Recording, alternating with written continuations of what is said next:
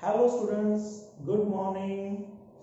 आज हम करेंगे हमारी क्लास +1 का next topic, that is relation of physics with other subjects. आज हम देखेंगे कि जो फिजिक्स है वो दूसरे सब्जेक्ट के साथ कैसे रिलेटेड है। तो सबसे पहले हम करते हैं फिजिक्स का रिलेशन विद केमिस्ट्री। केमिस्ट्री के साथ कैसे रिलेटेड है।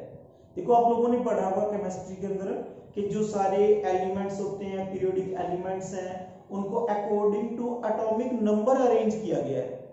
पर जब हमें कोई एलिमेंट डिस्कवर होता है तो हमें उसके एटॉमिक नंबर का तो पता नहीं होता, तो हम क्या करते हैं, उसके एटॉमिक स्ट्रक्चर के बारे में जानकारी लेते हैं। उसका एटॉमिक स्ट्रक्चर हम जानने की कोशिश करते हैं और उसी एटॉमिक स्ट्रक्चर से हम उसके नेचर के बारे में जानते हैं, उसी नेचर से हम उसके एटॉमिक नंबर को रिकॉग्नाइज करते हैं। बट एटॉमिक स्ट्रक्चर हम कैसे जान सकते हैं? That is with the help of physics. तो फिजिक्स से हम उसके एटॉमिक स्ट्रक्चर के बारे में जान सकते हैं, उसके क्रिस्टल स्ट्रक्चर के बारे में जानते हैं और वहीं से उसको एटॉमिक नंबर प्रोवाइड किया जाता है और उसी एटॉमिक नंबर के कारण उसको पीरियोडिक टेबल के अंदर अरेंज कर दिया जाता है। तो फिजिक्स जो है वो केमिस्ट्री के साथ रिलेटेड है।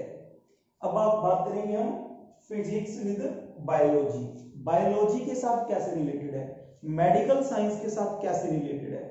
तो आप लोगों ने देखा ही है कि जब भी हम किसी हॉस्पिटल में जाते हैं, किसी डॉक्टर के पास जाते हैं, तो वो हमें कहते हैं कि एक्सरे करवाओ, अल्ट्रासाउंड करवाओ या कुछ टेस्ट करवाओ।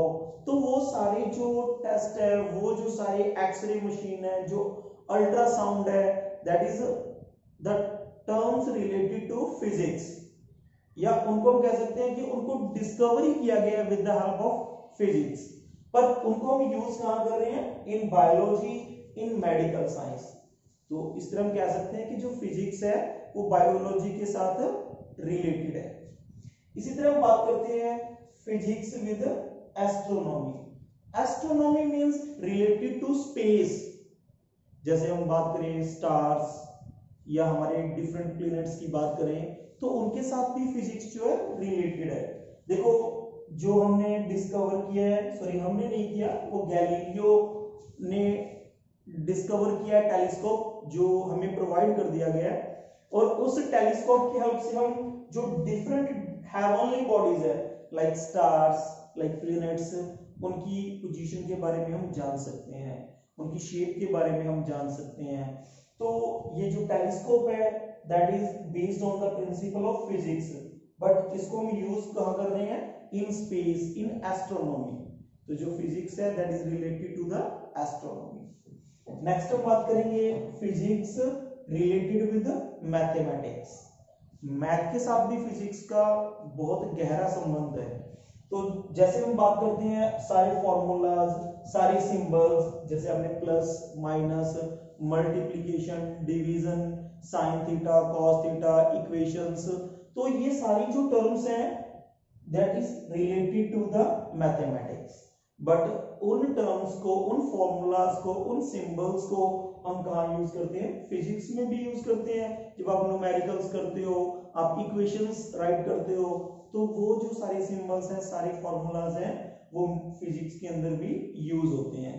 तो इस तरह हम कह सकते हैं कि जो फिजिक्स है वो मैथमेटिक्स के साथ रिलेटेड है। नेक्स्ट हम बात करते हैं फिजिक्स विद जूलॉजी। जूलॉजी के अंदर फिजिक्स का क्या रोल है? आपने डिफरेंट रॉक्स के बारे में पढ़ा है, जो बड़ी बड़ी चट्टानें होती हैं, बड़ी बड़ी पहाड़ियां होती हैं, उनके बारे में आपने पढ़ा है। तो उन रॉक्स की एज, उनका स्ट्रक्चर किस तरह का है, उनकी एज कितनी होगी, वो कब बनी थी और वो कब खत्म हो जाएंगी। तो इन चीजों की स्टडी करने के लिए हमें फिजिक्स की जरूरत पड़ती है, जैसे like diffraction, like radio activity. तो ये जो सारी टर्म्स हैं ये फिजिक्स से रिलेटेड है, बट इनकी हेल्प से हम क्या कर सकते हैं? जो हमारी डिफरेंट रॉक्स हैं उनके स्ट्रक्चर के बारे में जान सकते हैं, उनकी एजेस के बारे में जान सकते हैं। नेक्स्ट हम बात करेंगे फिजिक्स विद सिज्मोलॉजी। सिज्मोलॉजी होता है द स्टडी ऑफ अर्थक्वेक्स। जो हमारा भूचाल होते हैं, जो अर्थक्वेक्स होते हैं, उनकी स्टडी को हम कहते हैं सिज्मोलॉजी। तो जो हमारे अर्थ की लेयर्स होती हैं, डिफरेंट लेयर्स हैं, जब वो मूव करती हैं, जब वो हिलती हैं, तो क्या होता है, अर्थक्वेक्स जनरेट होते हैं। तो उन अर्थक्वेक जो मूवमेंट है अर्थ क्रस्ट की, उनके बारे में हम स्टडी करते हैं। उनसे जो वेव्स प्रोड्यूस होती हैं, जब वो उनकी मूवमेंट होती है तो एक वेव प्रोड्यूस होती है, और उन वेव्स के कारण ही अर्थक्वेक्स आते हैं। तो उन वेव्स की स्टडी कैसे कर सकते हैं हम, with the help of physics. तो फिजिक्स जो है वो सिज्मोलॉजी के साथ भी रिलेटेड है। इसी तरह हम बात करेंगे फिजिक्स विद सोसाइटी। ये तो सभी को पता है कि जो समाज है उसके अंदर फिजिक्स का क्या रोल है।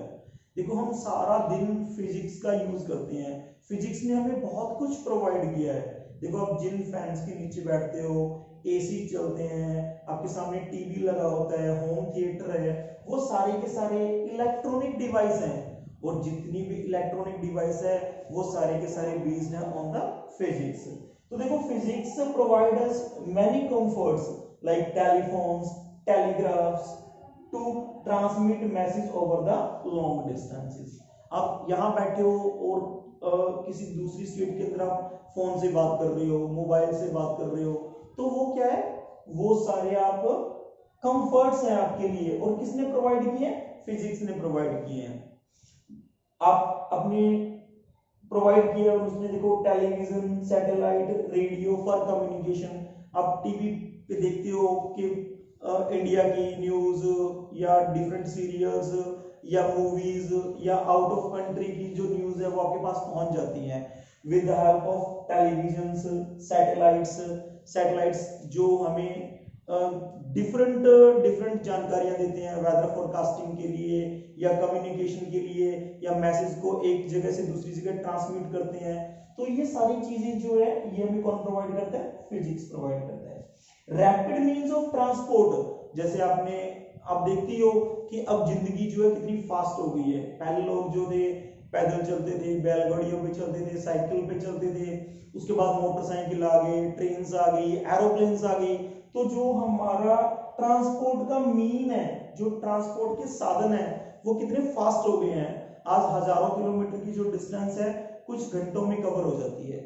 तो ये सारी चीजें हमें कौन प्रोवाइड करते हैं, फिजिक्स। तो फिजिक्स का जो समाज के साथ एक गहरा रिलेशन है, एक गहरा संबंध है ये, यानी कि फिजिक्स ने सोसाइटी के अंदर समाज को बहुत कुछ दिया है।